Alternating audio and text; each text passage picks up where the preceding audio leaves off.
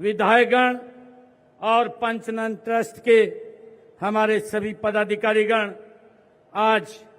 विभाजन विभीषिका स्मृति दिवस के अवसर पर इतनी भारी संख्या में, और मौसम भी अलाउ नहीं कर रहा था, इतना मौसम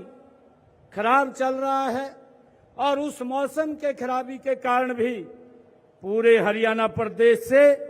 इतनी भारी संख्या में आप लोग आज उन महान आत्माओं को, जो अज्ञात और ज्ञात जो महान आत्माएं जिन्होंने इस आजादी के अंदर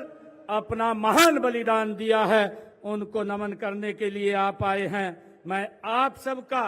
दिल से बहुत बहुत स्वागत और धन्यवाद करता हूं। मित्रों, आज का ये विषय, इस बात करने के लिए हम एकत्र हुए हैं कि वह केवल इतिहास का एक पन्ना नहीं है, यह लाखों दिलों का एक जख्म है जो विभाजन विभीषिका स्मृति दिवस के रूप में आज हम ठीक आजादी की पूर्व संध्या के अवसर पर हम यहाँ एकत्र आए हैं। यह दिन हमें वर्ष 1947 में जो उस भयानक समय की याद दिलाता है जब भारत का विभाजन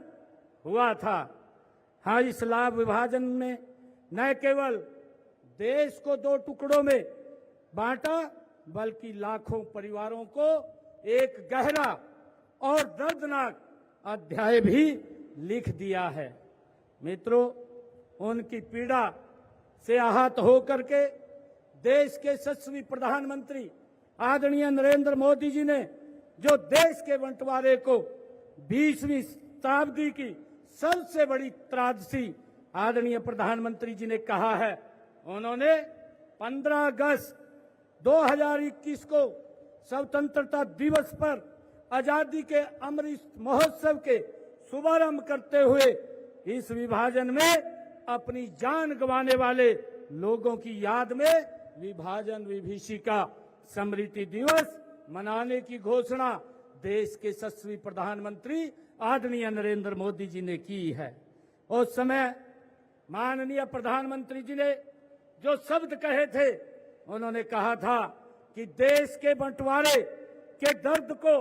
कभी भुलाया नहीं जा सकता। नफरत और अहिंसा की वजह से हमारे लाखों बहन और भाइयों को विस्थापित होना पड़ा और अपनी जान तक उन्होंने गंवानी पड़ी, ये आदरणीय प्रधानमंत्री जी ने कहा था। और मुझे जो माननीय धर्मदेव जी महाराज ने कहा कि ये सबसे पहले 2008 में इस विभाजन विभीषिका का शुभारंभ किया गया। साथियों,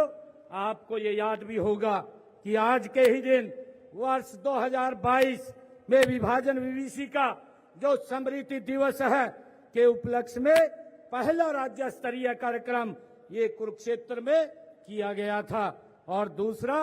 आयोजन भी इसका कुरुक्षेत्र में ही किया गया था। मित्रों, मैं आप सबको ये बताना चाहूंगा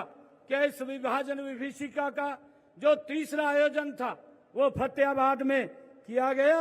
और ये विभाजन विभीषिका का चौथा जो दिवस है ये फरीदाबाद के इस पवित्र भूमि पर आज किया जा रहा है। यह फरीदाबाद शहर उस त्रासदी का जीता जागता ये प्रमाण है। जब देश का बंटवारा हुआ,